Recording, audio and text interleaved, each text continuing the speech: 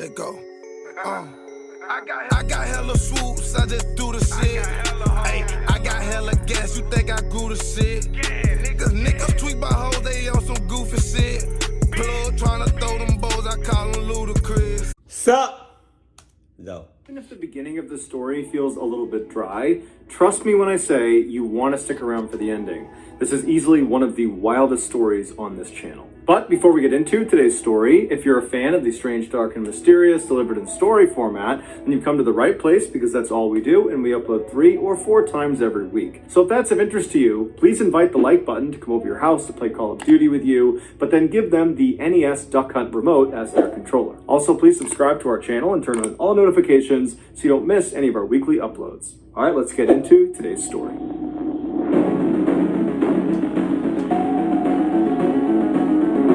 What is this secret he's talking about?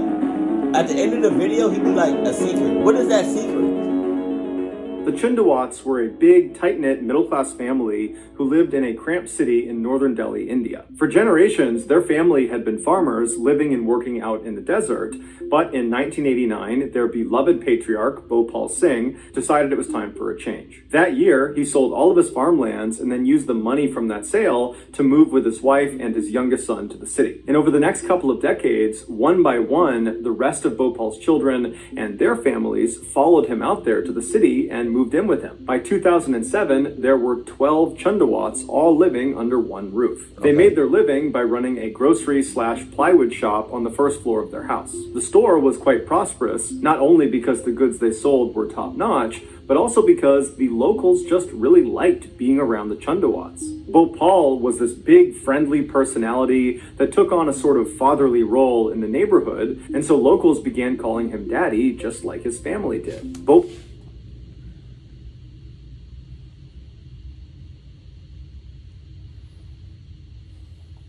I'm not calling another man daddy. No. Wife, Narayan, took on a motherly role in the neighborhood and so naturally was nicknamed Mommy. When she wasn't taking care of her own family, she'd be outside handing out tea to workers on the street or looking after neighborhood kids. The rest of Bhopal's family, which included his 3 adult children, 2 of their wives, and 5 grandchildren, were also often seen down at the store, and they were highly regarded and respected as well. By all accounts, the Chundawats seemed like very successful and happy people that kind of had a Something bad. I have a feeling something horrible is going to happen to this family. Life. But in 2007, they would face a crisis when Bhopal died. Knowing how much he meant to that family, neighbors were concerned that the family would fall apart without him. But surprisingly, immediately following his death, it was like the family started improving in all aspects of their life. It was like an already perfect family got even better. They began working extra long hours at their store, and before long, they had earned enough money to open another store and put an addition on their house. They improved their health by changing their diet and cutting alcohol and tobacco out of their lives. Their children, who were already very gifted students, began studying even more and did even better in school. And the whole family, from the youngest to the oldest, became exponentially more devout. All right, hold on. I gotta do something. I'm sorry. Hold on. And cutting alcohol and tobacco out of their lives. Their children, who were already very gifted students, began studying even more and did even better in school. And the whole family, from the youngest to the oldest, became exponentially more devout. While neighbors certainly noticed these changes in the Chundawats, none of them raised any eyebrows. In fact, people were impressed. This incredible family has managed to come out of a huge crisis better off and happier for it. Little did they know that behind the scenes, something totally sinister was driving these changes. Fast forward 11 years to July 1st, 2018. That morning, like every other morning, locals began lining up outside of the Chundawats grocery store, waiting for them to open their doors. The Chundawats were known to be extremely punctual, and at 6 a.m. sharp every day, they opened those doors. But this morning, 6 a.m. came and went, and the store stayed dark and the doors stayed closed. People began calling the Chundawats, but none of them had their phone on. And so eventually a 79-year-old neighbor decided they would just walk up the steps to the Chundawats' house and check on them themselves. And so up they went, they knocked on the door, they yelled out for the family, but nobody came to the door, everything was off. And so eventually they just tried the doorknob and twisted it, and it turned. He swings it open and he yells out the family's name, and as soon as the door flings open and he can see inside, he nearly faints. He backpedals, he screams, he runs down to the street, and he yells for someone to call the police. Luckily, there was a police officer in the area, and so very quickly they came over and they cleared the crowd out of the way that was forming at the base of the Chundawat steps. They were all looking up to see whatever this neighbor had seen. And before the officer actually ascended the stairs, someone told him what was seen inside of the house. And so he's mentally preparing himself for what he's about to walk into. He walks up the stairs and he pauses right before turning the corner when he's going to actually see inside the house. He takes a deep breath. He knows what he's going to see. He turns the corner. He walks inside, and he's still completely shocked at what he's seeing. What? He would only be able to stay inside of the house that first trip for about 10 seconds before he too turned around and ran out of there. He would say it was just too much. It was one of the worst things he had ever seen, and that he hopes he never has to see anything like that ever again in his career. The bodies are chopped up.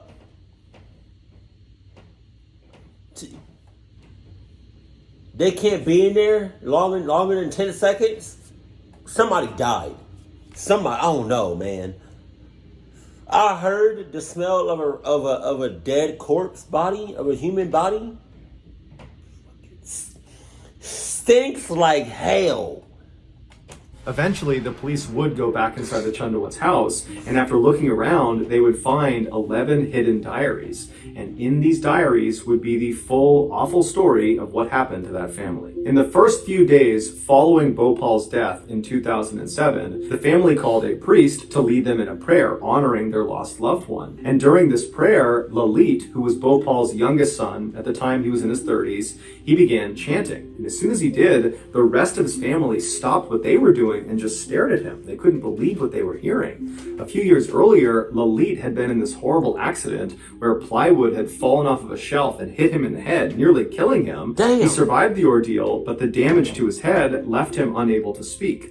But now, here he is chanting and speaking. And so as his voice grew stronger and stronger as he was doing this chant, the other family members just continued to watch him and listen to him. And then they began whispering to each other, "Daddy has returned." Following this prayer session, Lalit kept his voice, and he began keeping a diary, the first of the 11 he would ultimately fill. The first few entries in that first diary were fairly normal. They were just reflections on his day or on his life, but pretty quickly, the entries took a major turn. The first strange entry occurred on September 7, 2007. To that point, Lalit had been writing in kind of narrative format about his life and whatever it was he was writing about, but it just kind of abruptly stopped, and in its place was this really deliberate instruction for his family. It said they all needed to get a black and white photo of Bhopal, their patriarch, and put it in front of them, and then pray they're able to rid themselves of their old habits. From this point onward, the diary entries became more frequent,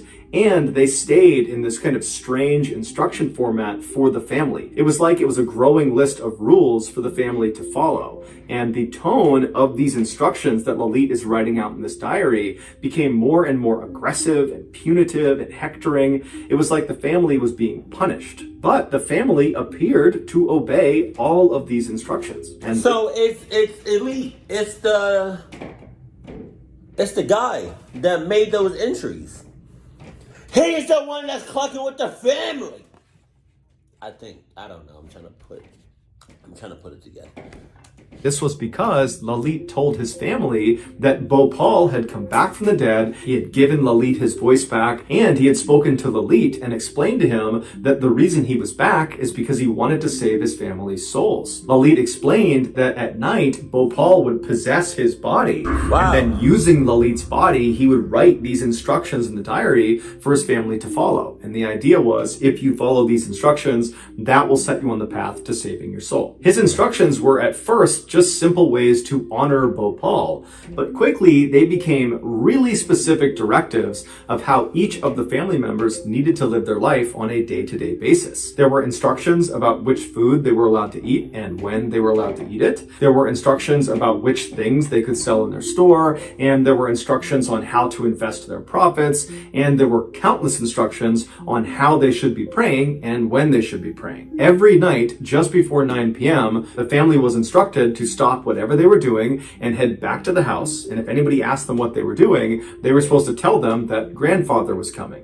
And so they would all convene in a room inside of their house, and they would wait, and then at some point, Lalit would walk into the room, he would sit down in front, and then right at 9 p.m., he would become possessed by Bhopal, Wow. and then Bhopal would lead a 15 to 30 minute long prayer. Eventually, Lalit began observing a vow of silence, and he told his family that if and when you hear my voice again, it's not Lalit, you're only hearing Bhopal. In the eyes of his family, Lalit was no longer Lalit. Lalit had become Bhopal, or I guess Bhopal had become Lalit.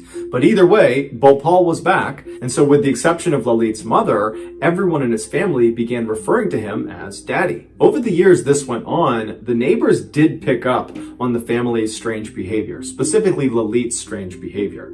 But no one ever said anything about it because despite the weirdness, the family seemed like they were really flourishing. They looked healthier, they were making more money, the grandchildren were excelling in school, and they just generally looked really happy. And so fast forward to June of 2018, which is the month before the neighbor and then police officer sees this horrible thing in the Chundawat household. That month, June, was an especially happy time for the Chundawat family because one of the grandchildren had announced they were going to get married. And so on June 17th, they have this huge engagement party. The whole family's there. They're dancing for joy about this incredible announcement. And then they began shifting their focus to planning this wedding that everyone is so excited about. A couple of weeks later, on June 29th, the Chundawats had their neighbor over for dinner, and that neighbor would later say that nothing seemed amiss, and over dinner, all the family wanted to talk about was this incredible wedding they were planning and how excited they were to go to it. And this wedding was several months away. Less than 48 hours after this dinner, the Chundawats failed to open their grocery store, and so the neighbor goes up the stairs, he opens the door,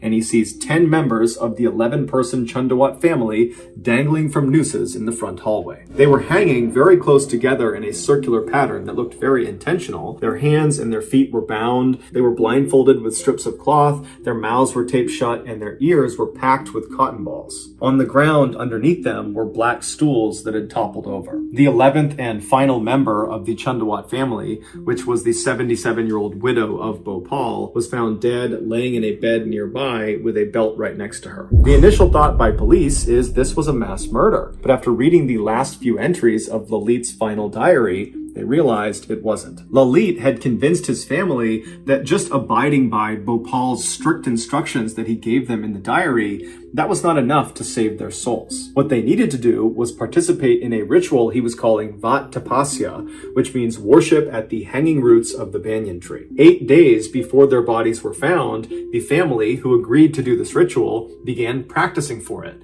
And every night they'd work on binding their hands and their feet and then unbinding themselves, and they would tie nooses and put it around their neck. And they would... Y'all didn't think nothing was going, like, y'all didn't think that was weird? Y'all didn't think that was like, you know, just like a little bit sus? Y'all didn't think nothing of that? Ah, shit. I would have. What you talking about? I would have broke all that. Oh, my God. Oh, my God. I would have broke off. I would have signed some divorce papers and that wouldn't have been my family no more. I would have just been on my own. Cluck that shit. They would tighten them, and then they'd loosen them and take them off, and they'd do it to each other until they were very good at doing all of those things. The day before their bodies were found, the family performed what's called a hawan, which is a ceremony of burnt offerings. And then afterwards, they ordered food and then tied their dog up outside. At 10 p.m., one of the grandchildren and her mother left the house and went to a store, and then were caught on camera walking back to the house carrying these black stools that they would later use in the ritual. Just after midnight, it was time for the family to get in position. position. The parents helped their children put on their bindings, they got them up on their stool, and they put their nooses around their neck and cinched it down tight and told them to wait. Oh my God. Afterwards, they did the same thing to themselves. At this point, Lalit's mother most likely realized she was not able to climb up onto the stool because she was hurting or she was tired, and so a decision was made to move her into the bedroom. And so she, along with Lalit and Lalit's wife, Tina, walked into the bedroom, and once she was laying down on the bed, Lalit put a belt around her neck, and then he and Tina pulled on it until his mother went still, and then afterwards he took the belt off, put it next to her, and then Lalit and Tina casually walked back towards the front hallway where the 8 other family members were now in position. They're blindfolded with cotton in their ear, they have their noose on, they're just waiting, and Lalit and Tina walk around the room kicking their stools out from underneath them. And while their family slowly asphyxiates all around them, Lalit and Tina bind up their wrists and their ankles, they get on their stool, they blindfold themselves, they tape their mouth, they put cotton in their ears, they put their nooses on, they cinch them down, and then they both jump. The very last line in the final diary that Lalit kept, it says, "Keep water in a cup. I will appear and save when color changes." This ritual was supposed to allow the family to see Bhopal in person. Lalit told them that as soon as they were hanging, the skies would open up, the earth would tremble, and Bhopal would walk right into the room and save them from their death. Really? They were going to be able to prove that he was there, because not only would they have lived through this ritual, but also Bhopal was going to change the color of the water in the cup that was left out near their bodies. Really? The family had even left the front door unlocked to make it even easier for Bhopal to come in and save them. The Chundawats were not committing suicide. They believed they were going to survive this ritual. This is why just 2 days earlier at that dinner with the neighbor, they were eagerly talking about this wedding that was off in the future they were planning, because they believed they would get to attend it, even though they knew in 2 days they'd be performing this Vat Tapasya ritual. Ultimately, investigators closed the case as a mass suicide, citing the cause as shared delusion. So that's going to do it, guys. If you found the secret in today's episode, let us know in the comments section what it is and where you found it. So give us the timestamp, and if you're the first to do that, we'll pin you at the top of the comments section. If you got something out of today's episode and you haven't done this already, please invite the like button to come over your house and play Call of Duty with you, but give them the NES Duck Hunt remote as their controller. Also, please subscribe to our channel and turn on all notifications so you don't miss any of our weekly 3 or 4 video uploads. If you want to get in touch with me, you can direct message me on Instagram or on Twitter. My username for both platforms is the same. It's JohnBallen416. I also have a ton of content over on TikTok where my username is Mr. Ballen. I also have a second YouTube channel called Mr. Ballen Shorts where I post random short videos and lost episodes. If you have a story suggestion, please submit it to our subreddit just called Mr. Ballen. It's linked in the description below. So whether I see you on Twitter, Instagram, TikTok, Reddit, YouTube, or some combination, just know that I really appreciate your support. And until next time, that's going to do it. See ya.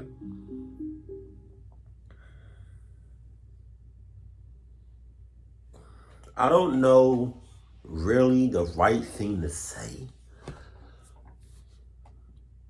because it deals with like religion and stuff, and I know that's like a iffy topic to talk about, but the fact.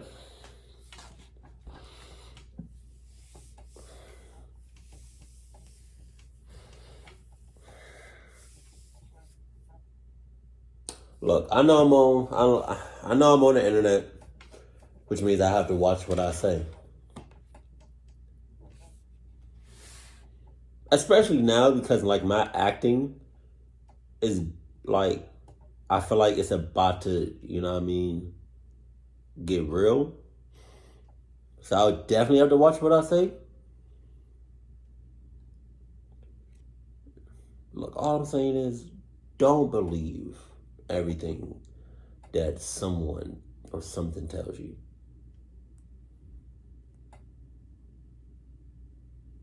Don't always believe, you know, because that was hard. That was kind of hard to listen and watch. I really thought when the police came up there and they couldn't even last 10 seconds in the room, I really thought their bodies were chopped up. I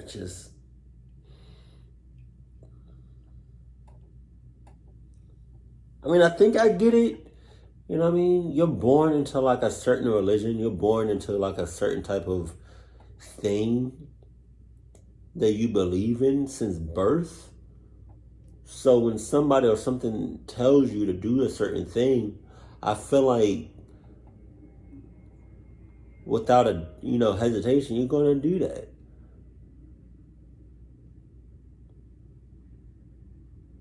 But somebody was smart to leave that door open. But damn, that sucks. And I'm not, I don't want to tell y'all what to believe in and what not to believe in. Just don't believe everything people tell you. Because if you do, you can cluck yourself up. And if you don't believe everything somebody tells you, you could possibly save yourself. That's sad that they really thought that he was gonna. Maybe he was there, every time or some of the times. But hold on. Around them, Lalit and Tina bind up their wrists and their ankles. They get on their stool that Lalit kept. It says, "Keep water in a cup. I will appear and save when color changes." That from this point on, this ritual was supposed to allow the family to see Bhopal in person. Lalit told them that as soon as they were hanging, the skies would open up, the earth would tremble, and Bhopal would walk right into the room and save them from their death. And wow. That's all I gotta say about that. Just wow. Keep it cool, keep it classy. I love you. Stay happy. My family. Oh my God.